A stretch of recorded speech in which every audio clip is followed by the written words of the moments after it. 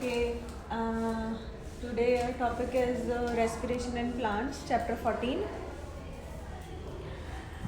What is the respiration actually?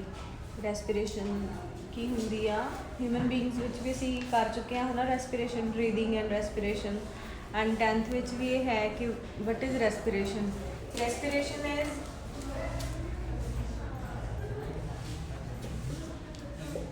is the respiration is the what mechanical breakdown of carbohydrates to produce energy या chemical breakdown. Respiration is the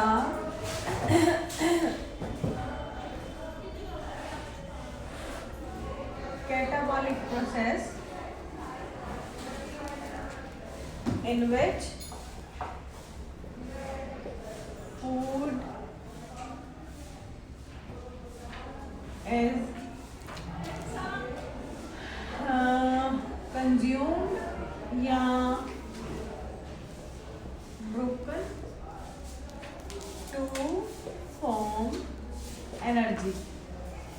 ठीक है in any case animals ਦੇ ਵਿੱਚ ਠੀਕ ਆ got it ਤੇ ਜਿਹੜੀ respiration ਹੈਗੀ ਆ ਰੈਸਪੀਰੇਸ਼ਨ ਜਿੱਦਾਂ ਅਲੱਗ-ਅਲੱਗ ਐਨੀਮਲਸ ਆ ਉਹਨਾਂ ਵਿੱਚ ਅਲੱਗ-ਅਲੱਗ ਮੀਡੀਅਮ ਆਫ ਰੈਸਪੀਰੇਸ਼ਨ ਹੈਗੇ ਆ ਜਿੱਦਾਂ ਸਕਿਨ ਹੋ ਗਿਆ ਠੀਕ ਆ ਫਾਈਨ ਫਿਰ ਲੰਗਸ ਹੋ ਗਏ ਦੈਨ ਟ੍ਰੈਕੀਆ ਹੋ ਗਿਆ ਠੀਕ ਆ ਇਹ ਹੈਗੇ ਆ in case of animals ठीक है fine in case of animals organs of respiration ਹੋਰ ਵੀ ਹੁੰਦੇ ਹੈਗੇ ਆ ਮਤਲਬ ਹੋਰ ਵੀ ਕਈ ਸਾਰੇ ਹੈਗੇ ਬਟ ਜਨਰਲੀ ਅਸੀਂ ਇਹੀ ਪੜ੍ਹਦੇ ਆ ਹੈ ਨਾ ਹਿਊਮਨ ਬੀਇੰਗਸ ਵਿੱਚ ਲੰਗਸ ਜਾਂ ਟ੍ਰੈਕੀਆ ਹੁੰਦਾ ਆ ਕੁਝ ਇਨਸੈਕਟਸ ਦੇ ਵਿੱਚ ਜਾਂ ਕਈ ਹੋਰ ਆਰਗੇਨਿਜ਼ਮਸ ਜਾਂ ਇੱਕ ਗਿਲਸ ਆਪਾਂ ਬਹੁਤ ਰੈਂਡਮਲੀ ਪੜ੍ਹਦੇ ਹੈਗੇ ਆ ਗਿਲਸ ਦੇ ਬਾਰੇ 'ਚ now respiration in case of plants is it necessary have you ever heard that respiration in plants occur ਸੁਣਿਆ ਕਦੇ ਕਿ ਪਲਾਂਟਸ ਵੀ ਰੈਸਪਾਇਰ ਕਰਦੇ ਆ ਰੈਸਪੀਰੇਸ਼ਨ ਸ਼ੋ ਕਰਦੇ ਆ ਯੈਸ ਔਰ ਨੋ ਨੋ ਨੋ Okay, now comes at the point respiration in plants.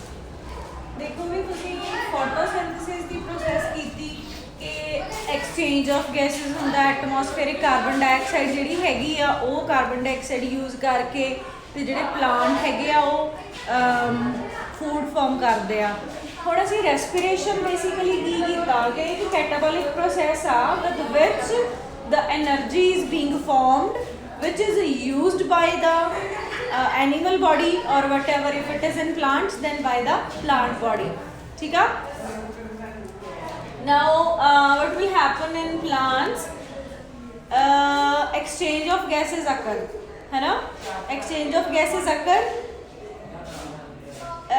with help of stomata at the lower surface of leaves ठीक है and moreover stem ਦੇ ਉੱਤੇ ਵੀ ਇਹਦੇ lenticels ਹੁੰਦੇ ਆ lenticels ਇੱਕ ਟਰਮ ਹੈਗੀ ਆ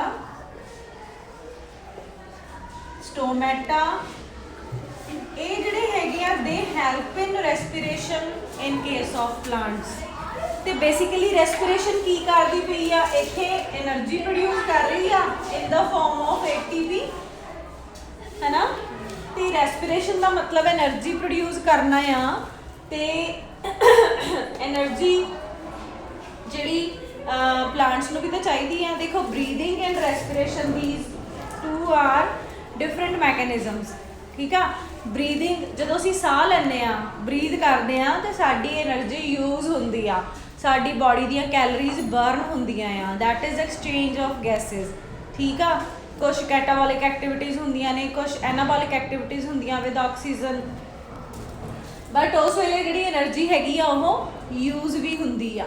ठीक आ, ਜਦੋਂ ਅਸੀਂ ਐਕਸਰਸਾइज ਕਰਦੇ ਆ ਤੇ ਅਸੀਂ ਇਨਹੇਲ ਐਕਸੇਲ ਫਾਸਟ ਰੇਟ ਤੇ ਕਰਦੇ, ਸਾਡਾ ਰੇਟ ਆਫ ਬਰੀਥਿੰਗ ਜਿਹੜਾ ਹੈਗਾ ਉਹ ਵੱਧ ਜਾਂਦਾ ਆ।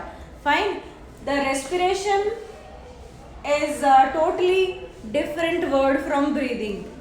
ਠੀਕ ਆ, mostly you people confuse breathing with respiration, but these two are the different words with different phenomenon and different results. Fine. So respiration is a catabolic process in which the carbohydrate, protein या जो भी food तुसी लिया हैगा या that is being broken down into the whatever the product is and the energy। ठीक आ, तो जी respiration in plant आ वो भी ऑब्वियस आ कि एनर्जी बनूगी, है ना। Now we'll continue with the respiration in plants। ठीक है, हम respiration in plants दे लिए असी की करते हैं, सॉरी जिहड़े plants है ਉਹਨਾਂ ਦੇ ਵਿੱਚ ਅਸੀਂ ਇਹ ਦੇਖ ਰਹੇ ਹਾਂ ਕਿ ਜਿਹੜੀ ਰੈਸਪੀਰੇਸ਼ਨ ਹੈ ਉਹ ਕਿੰਨੇ ਤਰ੍ਹਾਂ ਦੀ ਹੁੰਦੀ ਆ। Respiration in plant is basically of two types, aerobic and anaerobic. Aerobic मतलब in presence of air ਤੇ in absence of air। ठीक है, ठीक है। First of all we will continue with the aerobic type of respirations।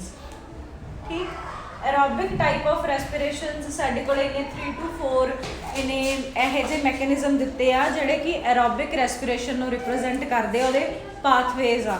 ਠੀਕ ਆ, ਉਹਦੇ ਵਿੱਚ ਸਭ ਤੋਂ ਪਹਿਲਾ ਜਿਹੜਾ ਪਾਥਵੇ ਹੈਗਾ ਆ that is glycolysis। Fine, the second one is oxidative